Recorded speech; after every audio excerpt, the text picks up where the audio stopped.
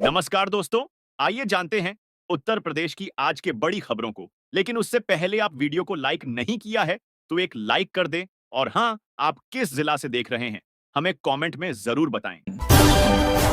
Ration card e-KYC कराने की क्या है लास्ट डेट? यूपी के इस जिले में 8 लाख लोगों की नहीं हुई। केवाईसी जिले में 3,59,000 राशन कार्ड धारकों से करीब 14 लाख सदस्य जुड़े हैं। राशन कार्ड धारक परिवार के सभी सदस्यों की ई-केवाईसी कराने के लिए जून माह में निर्देश दिए गए थे, जिसमें यह भी कहा गया था कि जून माह के अंत तक यदि ई-केवाईसी नहीं हो पाई तो कार्ड धारकों को राशन का वितरण नहीं किया जाएगा। कई बार तिथियों को बढ़ाया गया। सत्यापन की गति धीमी होने के चलते 6 माह में अभी तक 8,18,131 सदस्यों का ही सत्यापन हो पाया है। यदि दिसंबर के अंत तक सत्यापन नहीं हो पाया तो नए वर्ष में राशन कार्ड धारकों को राशन मिलने में समस्या हो सकती है। जिले में 3,19,000 राशन कार्ड धारक हैं।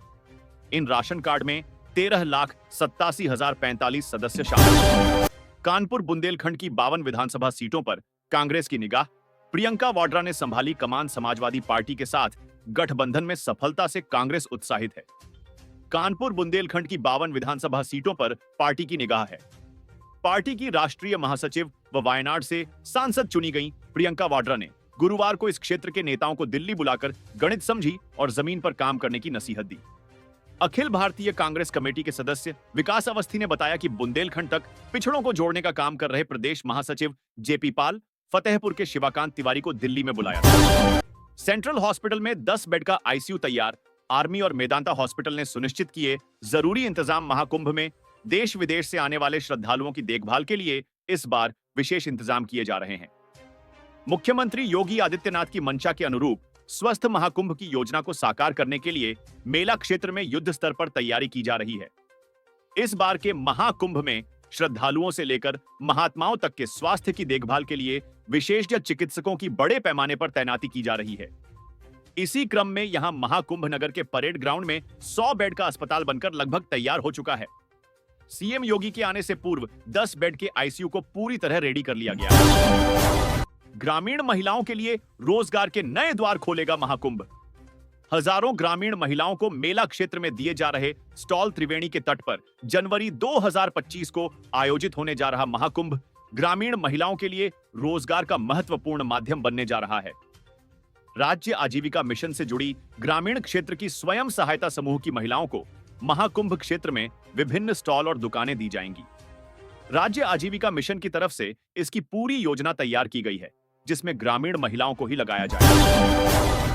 इंस्टाग्राम पर दोस्ती और फिर प्यार, पति बच्चे छोड़कर आगरा प्रेमी के पास पहुंची महिला को भुगतना पड़ा खौफनाक अंजाम। अरवी वर्धमान की महिला को इंस्टाग्राम मित्र से प्यार हो गया। 2.5 महीने पहले पति और बेटे को छोड़ महिला इंस्टाग्राम मित्र के साथ आगरा आ गई। युवक जगदीशपुरा क्षेत्र में किराए के मकान में लेकर रह रहा था। 1 सप्ताह पहले महिला ने घर लौटने को कहा तो युवक ने घर में बंधक बना लिया। गुरुवार सुबह 11 बजे महिला आरोपित के चंगुल से भाग निकली। राहगीर के मोबाइल से पति को जानकारी देने के बाद जगदीशपुरा थाने पहुंची। विश्व हिंदू परिषद के पदाधिकारी भी थाने पर जुट गए। वह आरोपित के विरुद्ध कार्रवाई की मांग कर रहे थे। पूर्वी वर्धमान की रहने वाली 30 वर्षीय महिला के पति वहां एक फैक्ट्री में श्रमिक हैं। महिला की मित्रता 6 महीने पहले इंस्टाग्राम पर ताजगंज के मोहसिन खान से हुई। उसने महिला को अपने जाल में फंसा लिया। उसे 17 सितंबर को पश्चिम बंगाल से आगरा ले आया। यहां जगदीशपुरा के किशोरपुरा इलाके में किराए पर मकान लेकर उसके साथ रहने लगा। संभल और बांग्लादेश की घटना एक जैसी, दोनों घटनाओं में शामिल लोगों का डीएनए एक। अयोध्या में बोले सीएम योगी। अयोध्या धाम में 43वें रामायण मेला के शुभारंभ कार्यक्रम में मुख्यमंत्री योगी आदित्यनाथ ने संभल हिंसा, संभाल वायलेंस पर बड़ा बयान दिया है।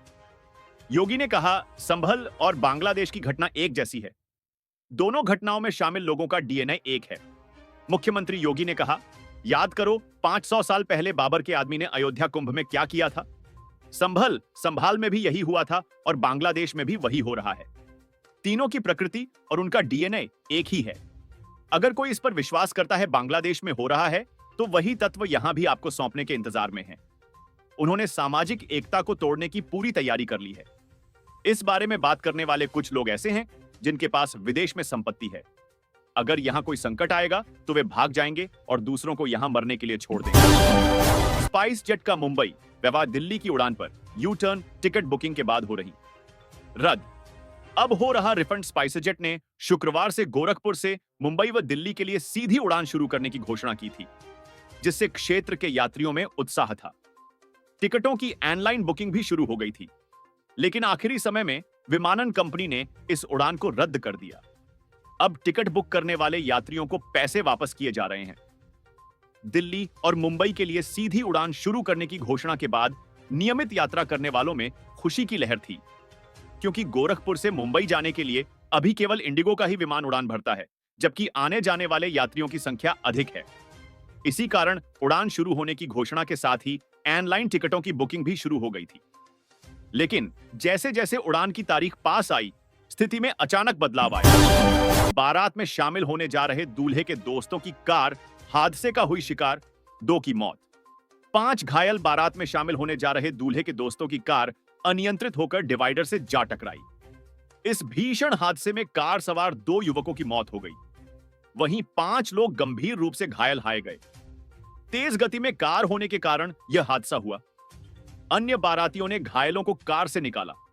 सूचना पर एसडीएम, सीओ, एसएचओ मौके पर पहुंचे और घायलों को अस्पताल पहुंचाया। उधर घटना की सूचना पर दिवंगत के स्वजन का रो रोकर बुरा हाल बना हुआ है। यह भीषण सड़क हादसा थाना कुल पहाड़ के झांसी मिर्जापुर हाईवे में सुगिरा गांव के पास हुआ। नए साल से वाहन स्वामियों का बढ़ जाएगा खर्च। नई पुरानी सभी गाड़ियों के लिए परिवहन विभाग जारी करेगा आदेश। जनवरी से वाहनों की प्रदूषण जांच एक बार फिर महंगी होने जा रही है। सभी तरह के वाहनों की प्रदूषण जांच मूल्य में 5% की बढ़ोतरी हो रही है। ऐसे में पेट्रोल वाहनों पर 5 और डीजल वाहनों पर 10 रुपए की बढ़ोतरी हो सकती है। सभी आरटीओ व एआरटीओ को जल्द ही आदेश जारी किया जाएगा। वाहनों की प्रदूषण जांच नहीं होने के दशा में 10,000 रुपए का चालान करने के निर्देश हैं।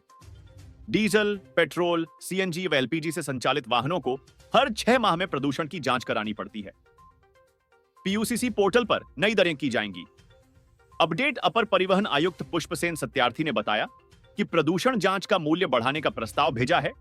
अनुमोदन के बाद पीयूसीसी पोर्टल पर नई दरें अपडेट की जाएंगी। राजधानी में प्रदूषण की जांच के करीब 210 से अधिक केंद्र हैं। बिजली आपूर्ति के निजीकरण में हटाए जाएंगे संविदा कर्मी। विभाग दक्षिणांचल और पूर्वांचल विद्युत वितरण निगम के रिफॉर्म सुधार प्रक्रिया को लेकर उठ रहे तमाम सवालों पर पावर कारपोरेशन प्रबंधन ने एक बार फिर स्थिति स्पष्ट की है। प्रबंधन ने पीपीपी मॉडल अपनाए जाने पर सभी कार्मिकों के हितों को सुरक्षित बताते हुए कहा है कि संविदा कर्मियों को भी नहीं हटाया जाएगा। साफ किया है कि संविदा एजेंसियों के साथ किए गए अनुबंध रिफॉर्म के तहत भी बने रहेंगे। संभल हिंसा के उपद्रवियों पर कड़ी कार्रवाई हो, सीएम योगी का सख्त आदेश। प्रदेश में शांति व्यवस्था के लिए दिए निर्देश। संभल में हुई हिंसा की घटना को लेकर मुख्यमंत्री योगी आदित्यनाथ का रुख बेहद सख्त है। घटना को लेकर सरकार को घेरने व संभल जाने का प्रयास कर रहे विपक्षी दलों के नेताओं को भी बुधवार को योगी ने कड़ा संदेश दिया है। उन्होंने कहा कि गौतम बुद्ध नगर हो, अलीगढ़, संभल या अन्य कोई जिला, अराजकता फैलाने की छूट किसी को नहीं दी जा सकती है।